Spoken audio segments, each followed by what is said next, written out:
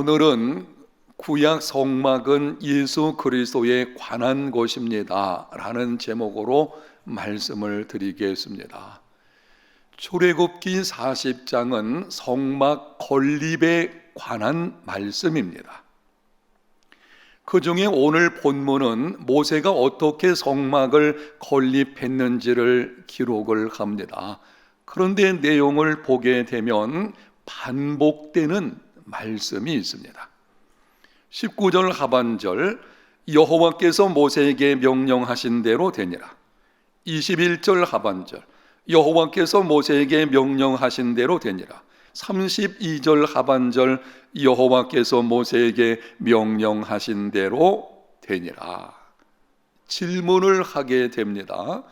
성막 건립을 순서대로 기록한 후에 마지막 부분에 가서 여호와께서 모세에게 명령하신 대로 되니라 한 번만 기록을 해도 충분할 것처럼 생각이 듭니다. 그런데 성막 덮개, 지성소와 성소에 있는 기물들, 성막들에 있는 기물들을 하나씩 따로 말씀을 하시고 그 말씀이 끝날 때마다 여호와께서 모세에게 명령하신 대로 되니라 반복하고 또 반복해서 말씀하셨습니다. 모든 성경은 하나님의 감동으로 된 것입니다. 성령의 감동을 받은 사람들이 하나님에게 받아서 기록한 것입니다. 때문에 성경에 기록된 모든 것들은 분명한 의미가 있습니다. 반복해서 기록한 데는 하나님의 특별한 뜻이 있습니다. 오늘은 하나님께서 성막 건립과 관련해서 여호와께서 명령하신 대로 되니라 7번을 반복해서 기록하신 의미가 무엇인지를 말씀을 드리게 될 것입니다. 성경에서 반복은 강조하는 것입니다. 바로 이 말씀, 지금부터 여러분에게 드리는 이 말씀은 하나님께서 우리에게 하시는 말씀이 반드시 이것은 기억하고 행해야 된다 라고 하는 것임을 기억하고 귀를 열어서 들으시고 순종하는 삶이 되시기를 바랍니다. 첫 번째 의미는 구약 성막은 예수 그리스도에 관한 것입니다. 성막과 관련해서 동일한 말씀을 반복하는 것은 성막이 가지고 있는 의미가 막중하기 때문입니다. 성막에 관한 이 말씀들 하나하나가 가지고 있는 의미가 너무 중요하기 때문에 하나님께서 반복해서 기록하게 하신 것입니다. 구약 성막의 의미가 무엇인지 신약성경 히브리서 8장 5절과 6절에 이렇게 말씀을 합니다. 그들이 섬기는 것은 하늘에 있는 것의 모형과 그림자라 모세가 장막을 지으려 할 때에 지시하심을 얻음과 같으니 이르시되 삼가 모든 것을 산에서 내게 보이던 본을 따라 지으라 하셨느니라. 그러나 이제 그는 더 아름다운 직분을 얻으셨으니 그는 더 좋은 약속으로 세우신 더 좋은 언약의 중보자시라. 모세가 지은 성막과 관련해서 분명하게 말씀을 하십니다. 하늘에 있는 것의 모형과 그림자라. 광야에 지은 성막은 하늘에 있는 것의 모형이요 그림자입니다. 그러면은 실체는 무엇입니까? 하반절을 주목하십시오. 그는 더 좋은 약속으로 세우신 더 좋은 언약의 중보자시라 예수 그리스도를 가리키는 것입니다. 성막은 장차 오실 구세주 예수 그리스도의 성품과 사역 그리고 예수님을 믿음으로 얻는 구원을 예표하는 것입니다. 성막이 중요한 것은 많은 비용이 들어간 건축물이기 때문이 아닙니다. 성막이 가지고 있는 의미, 바로 예수 그리스도에 관한 것이기 때문에 중요한 것이고 그렇게 중요한 말씀이기 때문에 성경에 반복해서 우리에게 주시는 것입니다. 오늘 본문에 기록되어진 성소 덮개와 관련해 가지고 한 가지만 예를 들어보겠습니다. 광야 성막을 보게 되면 성소 덮개 바깥쪽에서 보는 것과 안쪽에 들어가서 보는 것은 천지 차이가 있습니다. 성소 바깥 덮개, 이 덮개는 4개로 되어져 있는데요, 그 중에 맨 바깥쪽에 있는 덮개는 해달 가죽으로 만들었습니다. 해달 가죽은 아주 질겨가지고 당시에 신발을 만드는 데 사용되었다고 합니다. 성막의 해달 덮개는 광야에 모진 바람과 뜨거운 햇빛으로 발해서 우중충합니다. 처음에 성막을 지었을 때에는 아마 새 것이기 때문에 보기가 그리 나쁘지는 않았겠지요. 그러나 광야의 뜨거운 태양 아래서, 그리고 모진 바람, 거친 모래 바람도 불었을 것이고, 그러다 보니 시간이 지나게 따라서 우중충합니다. 보기에 그리 아름답지 않습니다. 광야 성막은 밖에서 보게 되면 보통 장막과 다를 바가 없었습니다. 이것은 인간의 몸을 입고 이 땅에 오신 예수 그리스도를 상징하는 것입니다. 이사야서 53장 2절, 그는 주 앞에서 자라나기를 연한 순 같고 마른 땅에서 나온 줄기 같아서 고운 모양도 없고 풍채도 없은즉 우리의 보기에 흠모할 만한 아름다운 것이 없도다. 예수님은 근본 하나님의 본체이십니다. 그러나 하나님과 동등됨을 취할 것으로 여기지 아니하시고 인간의 몸을 입고 종의 형체로 이 땅에 오셨습니다. 그래서 예수님의 겉모습은 다른 사람들과 다를 바가 없었습니다. 가난한 목소의 가정에서 태어나셨기 때문에 귀족적인 풍채도 없으셨습니다. 사람들이 그분을 볼 때에 매력을 느낄 만큼 그런 뛰어난 것이 없었습니다. 여러분, 그러나 성막 안쪽으로 들어가게 되면 가늘게 꼰 배실과 청색, 자색, 홍색 실로 그룹을 정교하게 수놓은 천장이 있고, 순금으로 만들어진 기구들이 순금 등대의 빛으로 찬란하게 빛을 냅니다. 성소 안을 들어가게 되면 아주 아름다운, 감탄이 나올 만큼 그런 아름다움이 거기 있는 것을 보게 됩니다. 이것은 예수 그리스도 안에 있는 온전한 인격과 완전한 구원, 가득 찬 하나님의 영광이 있음을 예표하는 것입니다. 그래서 사도 요한이 그의 서신에서 이렇게 기록을 합니다. 말씀이 육신이 되어 우리 가운데 거하심에 우리가 그의 영광을 보니 아버지의 독생자의 영광이요 은혜와 진리가 충만하더라. 여기 거하신다는 말은 장막을 친다는 뜻을 가지고 있습니다. 그런데 예수 그리스도 그분의 안에를 보게 되면 독생자의 영광, 하나님의 영광이 가득하다는 것입니다. 문제는 믿음의 눈이 있는가 하는 것입니다. 믿음의 눈이 있는 사람은 예수 그리스도 안에 있는 그 하나님의 영광과 완전한 구원을 보게 됩니다.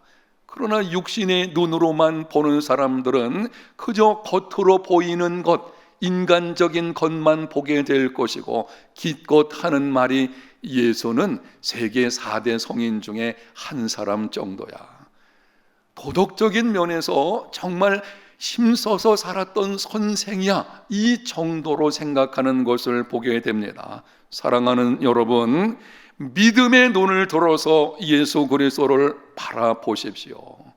예수 그리스도 안에 있는 하늘의 영광을 보게 될 것입니다. 그분 안에 있는 하나님의 그 영광스러운 것을 우리가 보게 된다면 새 힘을 얻게 될 것이고, 세상을 넉넉히 이기는 믿음의 삶이 이루어지게 될 것입니다. 구약 성막은 예수 그리스도에 관한 것입니다.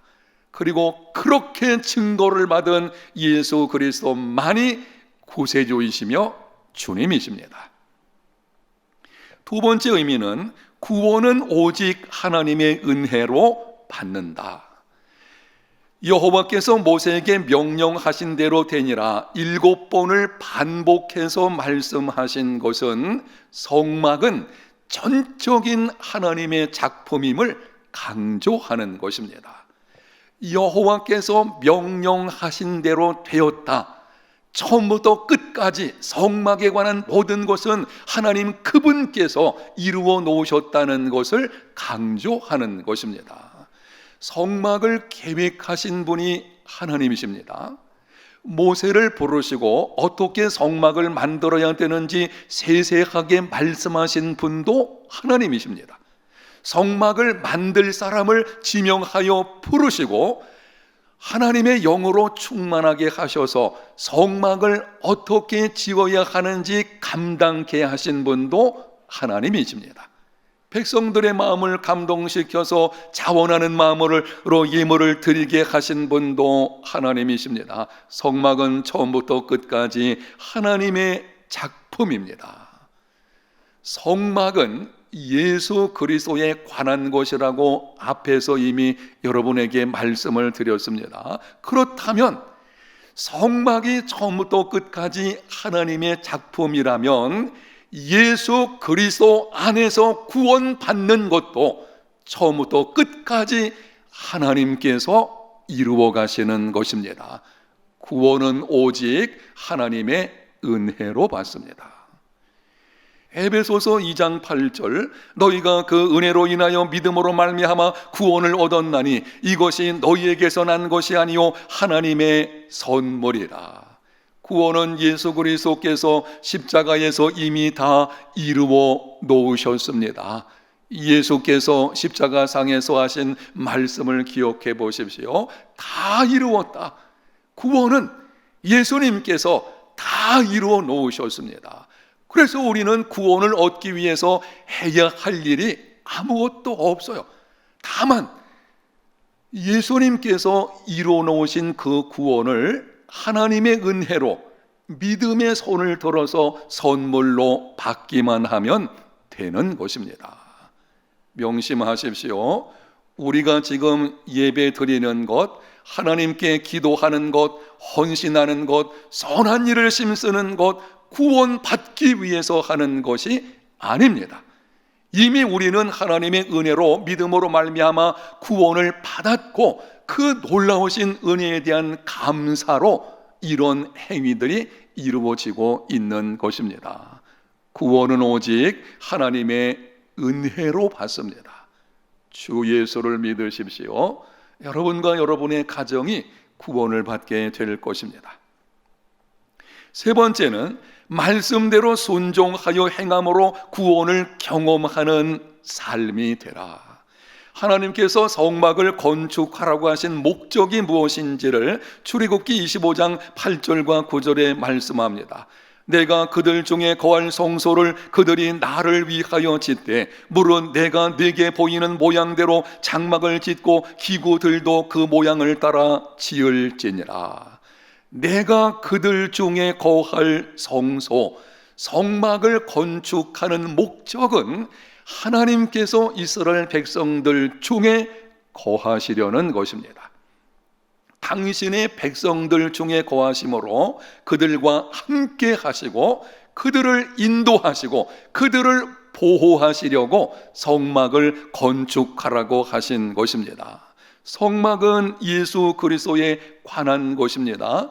앞에서 말씀드린 거 잊지 마십시오. 그렇다면 하나님께서 이스라엘 백성들 중에 거하시려고 성막을 지으라고 하신 것은 예수 그리스도를 믿음으로 구원받는 것은 바로 하나님께서 우리 가운데 함께 하시려는 것입니다.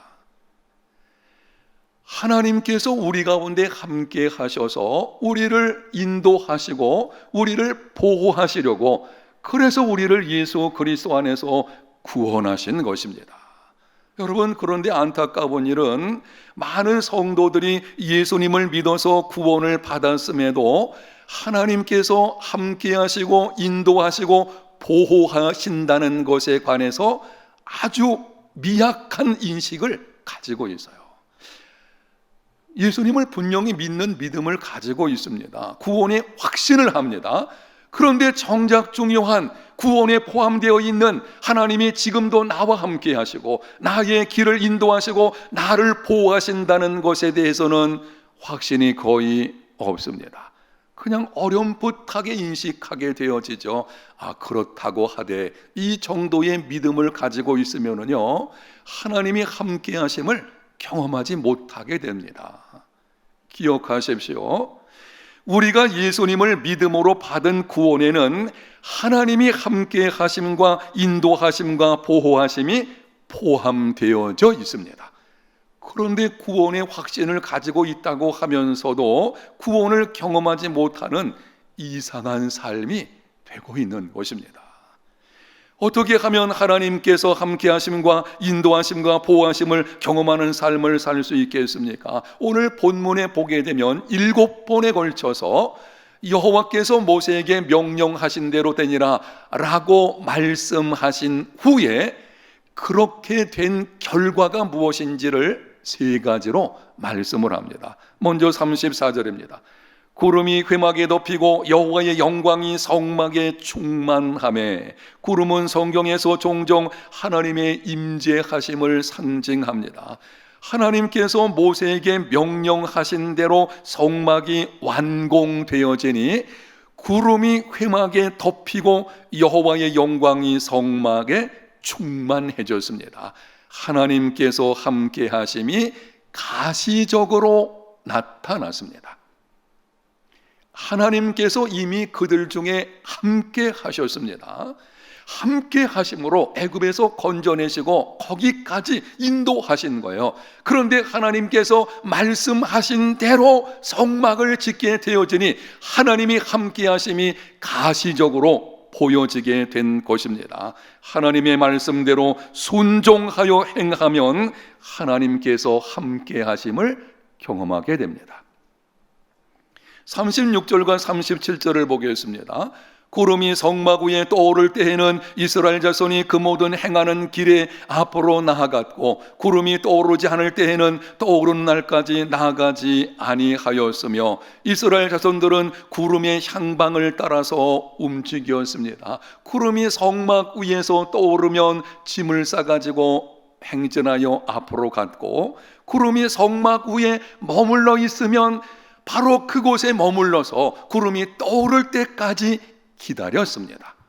성막 위에 떠올랐다라는 말씀을 주목하셔야 됩니다. 구름이 성막 위에 떠올랐습니다. 하나님의 말씀대로 지어진 성막입니다. 하나님의 말씀에 순종해서 행하면 하나님의 인도하심을 경험하게 된다는 것을 보여주는 것입니다. 39절을 봅니다. 낮에는 여호와의 구름이 성막 위에 있고 밤에는 불이 그 구름 가운데 있음을 이스라엘 온 족속이 그 모든 행진하는 길에서 그들의 눈으로 보았더라. 광야는 낮에는 뜨거운 햇빛으로 무더위가 있는 곳이고 밤에는 기온이 뚝 떨어져서 추위가 있는 곳입니다. 하나님께서 낮에는 구름으로 그늘을 만들어서 무더위를 막아주시고 밤에는 불의 구름 기둥에 있음게 함으로 따뜻하게 해 주었습니다. 약속하신 땅에 이르기까지 광야 여정에서 세밀하게 보호해 주셨습니다. 하나님의 말씀대로 순종하여 행하면 하나님의 보호하심을 경험하게 됩니다.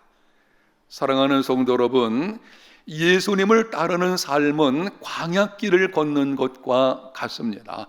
광야는 거칠고 메마르고 예기치 못한 위험이 도사리고 있는 곳입니다. 그래서 믿음의 길을 걸어갈 때에 인생길에서 생각하지 못한 기막힌 상황들이 막 찾아오게 되는 것을 보게 됩니다. 이러한 신앙의 여정에서 하나님이 나와 함께 하시고 나의 걸음을 인도하시고 나를 보호하신다는 것을 경험하는 삶이 되려고 하면 말씀대로 순종하여 행하는 삶이 되어야 합니다. 큰 부자이면서 많은 사람들에게 존경받는 그리스도인이 있었습니다. 한 젊은이가 찾아와서 질문했습니다. 큰 부자이면서도 사람들에게 존경받는 비결이 무엇입니까? 그 사람은 자신의 세 가지 생활 철학을 말을 해 주었습니다. 첫 번째, 술을 마시지 말 것. 두 번째, 고생을 두려워하지 않고 열심히 일할 것. 세 번째, 하나님만 믿고 만사의 의심을 가지지 않을 것. 그러자 젊은이가 말합니다. 그거야 삼척동자도 다 아는 것이 아니겠습니까? 그런 거 아니고 정말 당신이 존경받는 특별한 일이 무엇인지를 가르쳐 주시기를 바랍니다. 그때 그 부자가 이렇게 대답을 했습니다. 다 알지만 실천하지 않는 것이 문제이지요. 오늘날 그리스도인들의 가장 심각한 문제가 여기 있습니다. 아는 것을 실천하지 않습니다. 오랜 세월 동안 하나님의 말씀을 들어서 아는 것은 많지만 지식적인 면에서는 나름대로 채워져 가지고 있지만 그 말씀을 실천하는 것이 없는 것, 그것이 문제입니다. 기도의 중요성을 알고 있습니다. 그런데 기도하지 않습니다. 용서의 능력이 무엇인지 알고 있습니다. 그런데 여전히 용서하지 못합니다. 11조가 하나님의 것임을 알고 있습니다. 그런데 온전한 11조 생활을 하지 않습니다. 범사에 감사라는 것이 하나님의 뜻임을 알고 있지만 일이 조금 잘 되면은 감사하면서도 어려운 일이 찾아오게 되면 불평하고 원망합니다.